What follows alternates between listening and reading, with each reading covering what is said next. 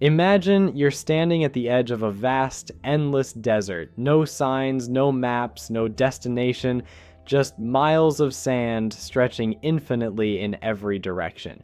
Now here's the question. Do you panic, searching for a path that isn't there? Or do you embrace the freedom to walk wherever you choose? So at first it sounds terrifying, but what if I told you this is actually freedom in disguise? This is exactly the kind of reality Albert Camus confronted.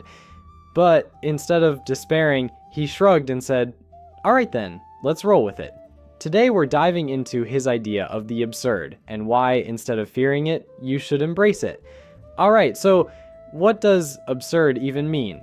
Camus didn't mean absurd as in silly or nonsensical. He meant it as the collision between two things, our relentless search for meaning and a universe that refuses to give us one. It's like a dog chasing its tail, expecting to find something profound when it finally catches it. We as humans crave purpose. We build religions, philosophies, and narratives to give life meaning. But the universe, it stays silent.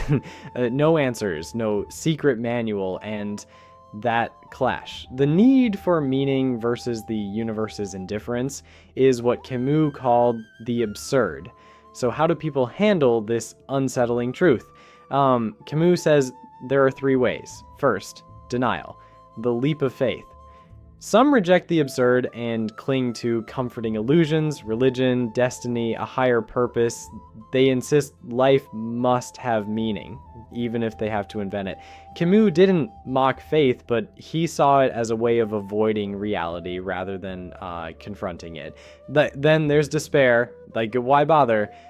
These are the ones who let the absurd crush them. They see life has no meaning and spiral into nihilism, giving up, becoming indifferent, or at worst, deciding life isn't worth living.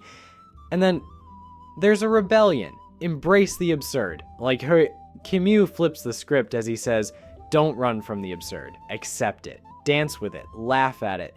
Meaninglessness isn't a prison, it's freedom. No path is laid out for you. So, make your own. You know, he illustrates this with the story of Sisyphus. Picture this. A man cursed by the master to roll a giant boulder up a hill, only to watch it roll back down, over and over, for eternity. Sounds like hell, right? But Camus says, we must imagine Sisyphus happy. Why?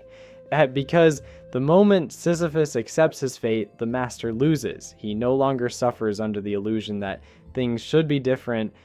He embraces the absurdity of his situation, and in doing so, he becomes free. So how do we do this in real life?